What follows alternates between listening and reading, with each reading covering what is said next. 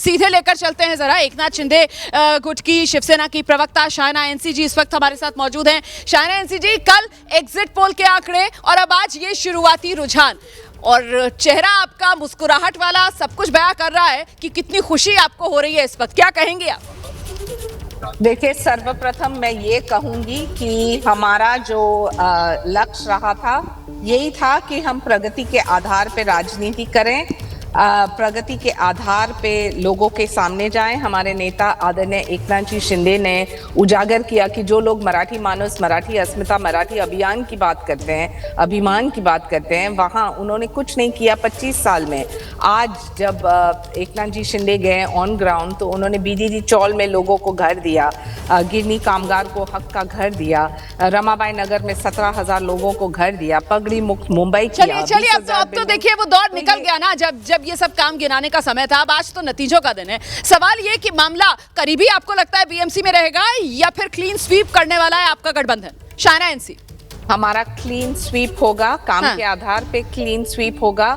और ये समझ लीजिए कि जो जनता ने प्यार जताया लोकसभा के इलेक्शंस में, विधानसभा के इलेक्शंस में, म्यूनिसिपल कॉरपोरेशन, स्थानिक स्वराज में जहां हमारे 27 महापौर भी नहीं थे, आज 53 है। जहां एकनाथ जी शिंदे ने 80 सीट लड़े विधानसभा में, वहां 60 जीत के आए।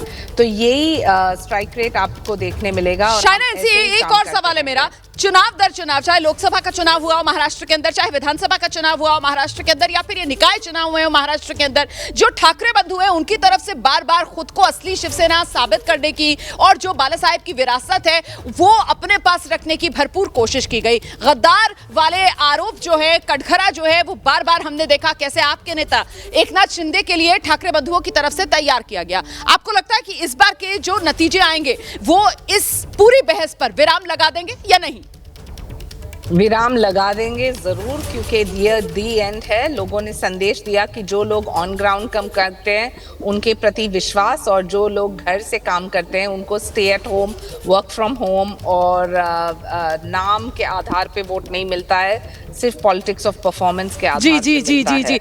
शायना जी आज आपका दिन है। फिलहाल शुरुआती रुझान यही बता रहे हैं। मैं आपके पास आऊंगी, आपके चेहरे की मुस्कुराहट भी बहुत कुछ कह रही है। और अगला सवाल मेरा यही होगा कि बीएमसी में मेयर कौन, इसको लेकर क्या है आपके मन की बात, जरूर बता दीजिएगा। जाहिर सी बात है आप कुछ ऑफिशियल बात तो नहीं कह पाएंगी क्योंकि वो तो गठबंधन की तरफ से फैसला लिया जाएगा।